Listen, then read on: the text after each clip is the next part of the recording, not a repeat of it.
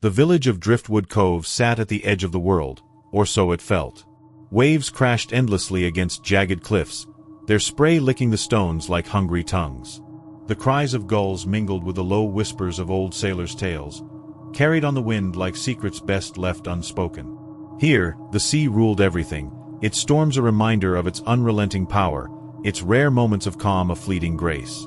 At the heart of the village, an ancient inn leaned against the wind, its timbers groaning with age. Inside, villagers gathered in uneasy silence by the hearth, their words low and deliberate. They spoke of a thing, a presence, they called the Lantern Man. "Don't follow the light," muttered old Ewan, his gnarled fingers wrapped around a mug of ale. His voice was like gravel grinding underfoot. "That light'll make you see things you wish you hadn't." Across the table, Peter, a wiry young man with haunted eyes, shivered. "My uncle saw it once. Said the lantern knew what he wanted, knew his mind. He followed it." Peter trailed off, glancing toward the door. Rain rattled the shutters like restless fingers. "He never came back." The others nodded grimly, their faces hollowed by the firelight. At a nearby table, Clara Haywood, a journalist with ink-stained fingers and a head full of questions, set her teacup down with a sharp clink. "You're all telling ghost stories like children." Her voice cut through the room like a blade. Ewan glared at her, his milky eyes narrowing. "You think we'd make something like this up, Missy? The Lantern Man's as real as the tide. Or as real as your excuses for drunkards falling into the sea," Clara countered, leaning back in her chair. "It's just folklore, a way to keep people in line." "Believe what you like," Ewan snapped, rising from his chair with a groan. "But if you see that light, you'd better pray you're smarter than the others." The room fell silent as the old man shuffled into the night. Clara returned to her notebook, her pen scratching across the page. She had come to Driftwood Cove for a story, something to expose the ways superstition clung to the edges of modern life. But a flicker of curiosity tugged at her skepticism. The days in Driftwood Cove passed like the tide, slow and heavy. Clara spent them wandering the narrow, salt-stained streets, her notebook in hand, pressing the villagers for more about the Lantern Man. Most turned her away, their faces drawn tight with unease. Only one seemed willing to talk. Marjorie, an elderly woman with hands weathered by years of mending nets, ran a small stall by the docks selling charms and talismans. "You're not from here," she said one morning, handing Clara a steaming cup of tea that smelled faintly of brine. "You don't know what the sea can do." "I'm trying to learn," Clara replied, flipping open her notebook. "Tell me about the Lantern Man." Marjorie's hands stilled over her work. For a moment, the air seemed heavier, the waves beyond the docks crashing louder. "What do you want to know?" "For starters, why would anyone follow him? Surely they'd know better." The old woman laughed, low and humorless. "It's easy to say that when the lantern's far away. But when you see it up close, it's not just a light. It's a promise." "A promise of what?" Marjorie's gaze sharpened, cutting through Clara's skepticism. "Whatever you want most. Answers. Forgiveness. A way out of your pain." She paused, her voice softer now. "Haven't you ever wanted something so badly you'd risk anything to get it?" Clara faltered, caught off guard by the question. "No. I don't believe in magic, or promises from shadows." Marjorie shrugged, turning back to her nets. "That's what they all say. Until the lantern finds them." The storm arrived that night, howling and relentless. Rain lashed against the windows of Clara's rented room at the inn, the candlelight casting restless shadows on the walls. She sat at the desk, her notebook open but untouched. Hours of interviews and theories had led her nowhere. The Lantern Man was just a story, a boogeyman conjured from fear and coincidence. That's what she told herself over and over. And yet, a flicker of light appeared on the horizon. She froze, dismissing it as lightning. But the light didn't fade. It hovered, steady and golden, against the black expanse of the shoreline. It moved slowly, almost deliberately, swaying like a ship's lantern caught in the tide. Her pulse quickened. "It's a fisherman," she thought. Someone out late on the water. But deep down, she knew better. The light grew brighter, impossibly so, casting rippling gold across the waves. It wasn't natural. Clara rose from her chair, her chest tight. The villagers' warnings rang in her ears, "Don't follow it." But her curiosity burned hotter than her fear. She grabbed her coat and flashlight, her hands trembling as she fumbled with the door. Outside, the storm hit her like a wall. Rain slashed at her skin, and the wind tore at her hair, but she pressed on, following the golden light. The beach was treacherous, the rocks slick with seawater. The lantern bobbed ahead, always just out of reach. It led her to the edge of the shore, where the waves clawed hungrily at the rocks. The light stopped, hovering above the tide like a beacon. Her heart pounded as she stepped closer. "Hello," she called, her voice swallowed by the wind. A shadow shifted beyond the light. Slowly, a figure emerged, a cloaked silhouette, its form blending with the storm. The lantern dangled from its hand, the glow casting eerie ripples across the rain-soaked stones. Clara froze. The figure didn't move, its hooded face, or lack of one, hidden in shadow. The light tilted slightly, spilling golden rays across the ground. Shapes began to form in the glow, faint at first, then sharper. She saw herself as a child, standing in her father's study, clutching a crumpled letter.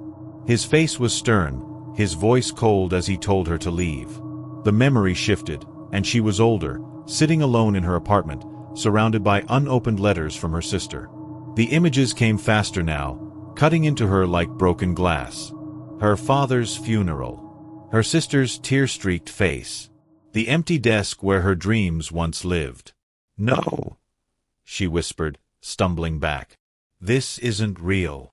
The figure stepped forward, impossibly smooth, as if gliding over the rocks. "Stop." Clara's voice cracked, but the figure didn't waver. The lantern tilted further, the light flooding her vision. Her legs buckled, and she fell to her knees, her mind drowning in the memories. As Clara's mind spiraled through the broken shards of her past, the lantern's glow shifted. The sharp edges of memory softened, melting into something warmer, something impossibly comforting. The storm's howl faded into a low hum, and the rain seemed to evaporate, leaving her skin dry and warm. When she opened her eyes, she was no longer on the beach. She stood in her childhood home, the familiar scent of lavender and old books wrapping around her like a blanket. The worn armchair by the fire crackled with warmth, and her father sat in it, smiling at her, a soft, genuine smile she hadn't seen in years. "Clara, my star," he said, his voice rich with affection.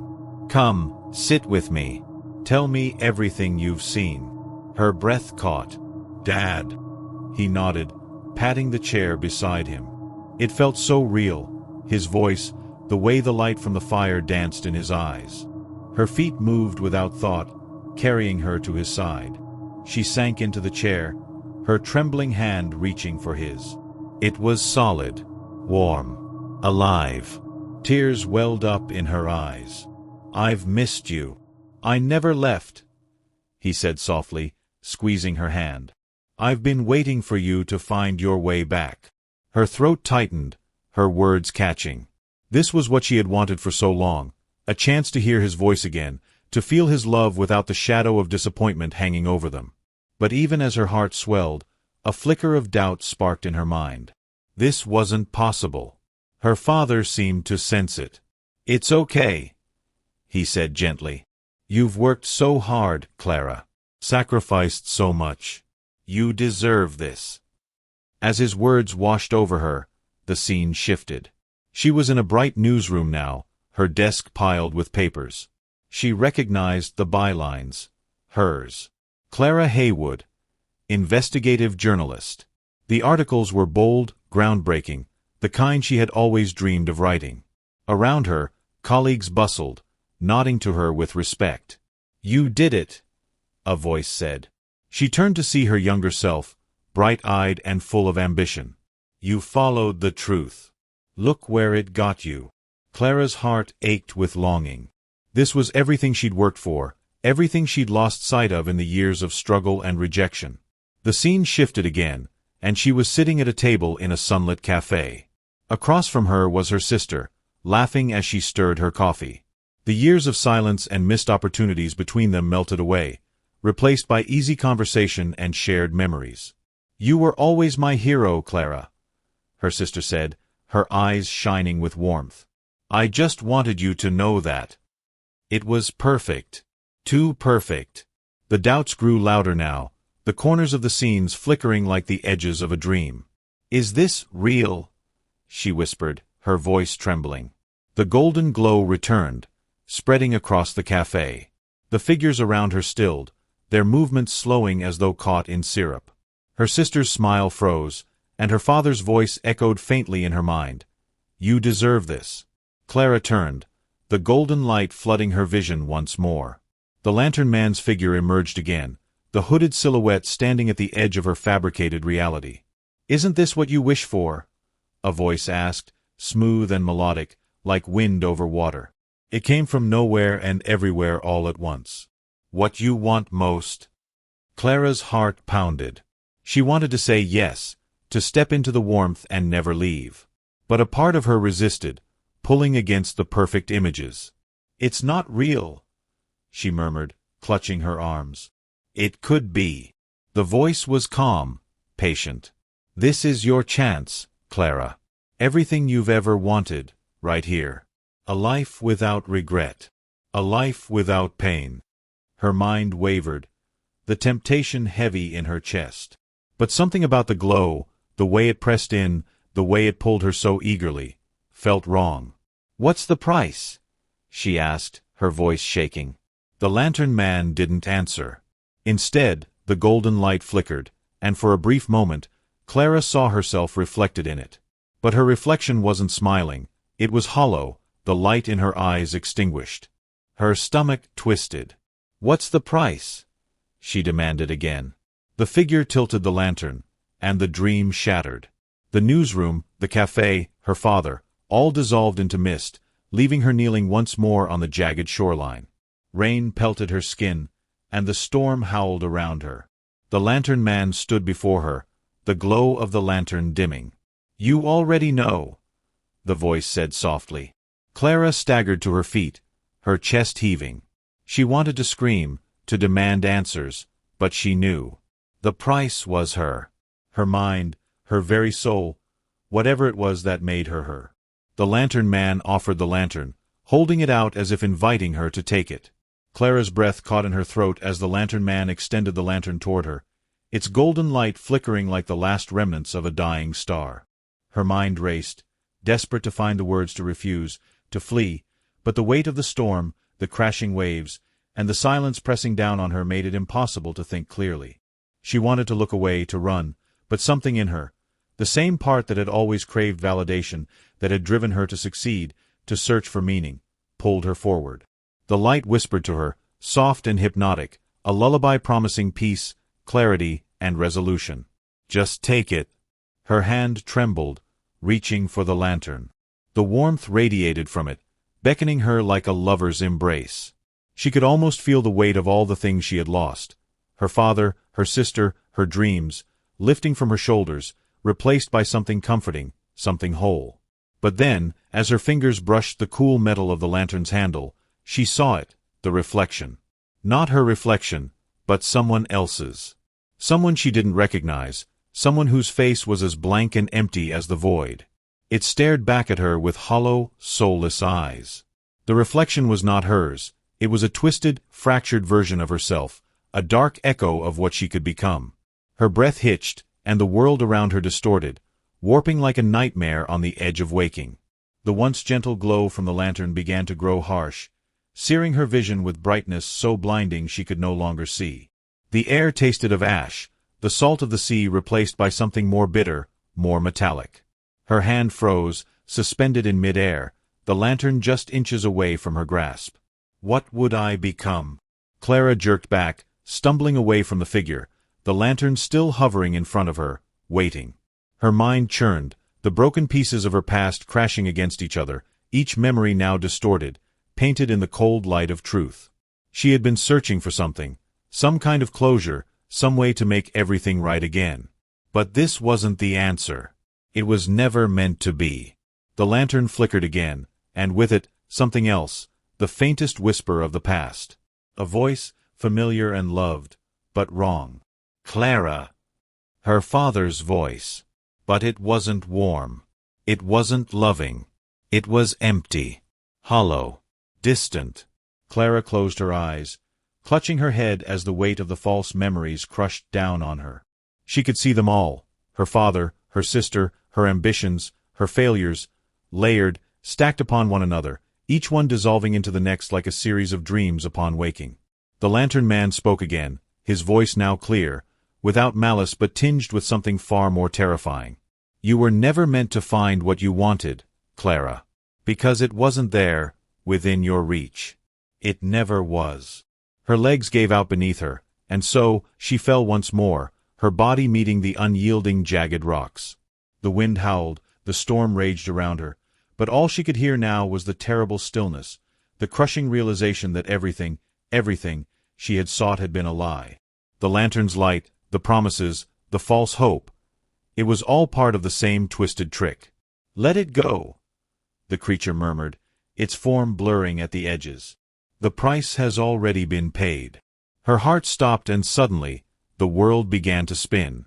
The shoreline, the rocks, the sea, they all warped into a maelstrom of light and sound, as if the very fabric of reality was coming undone.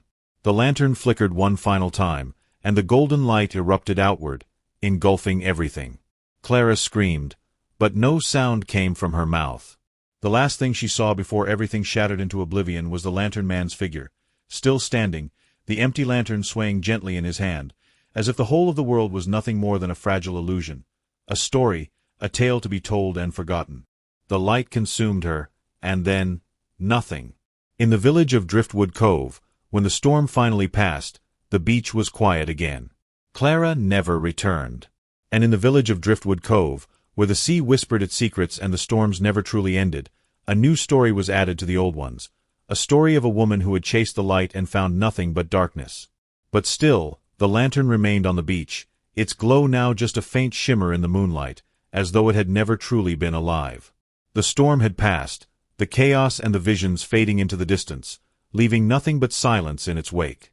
The villagers, none the wiser to what had occurred that night, went about their lives, but there would always be whispers, of the storm that had come and gone, of the lantern that flickered in the dark. And as the tide slowly claimed the lantern, inch by inch, the world seemed to breathe again, though it would never be the same. For in Driftwood Cove, there were stories that never ended, tales that wound their way through time, lingering in the corners of the heart like a memory too painful to forget. The lantern man's light was gone, but his mark, as elusive as the waves, would remain forever, hidden in the folds of the storm's passing. Some things, Clara had learned, were never meant to be found, but they always managed to find you.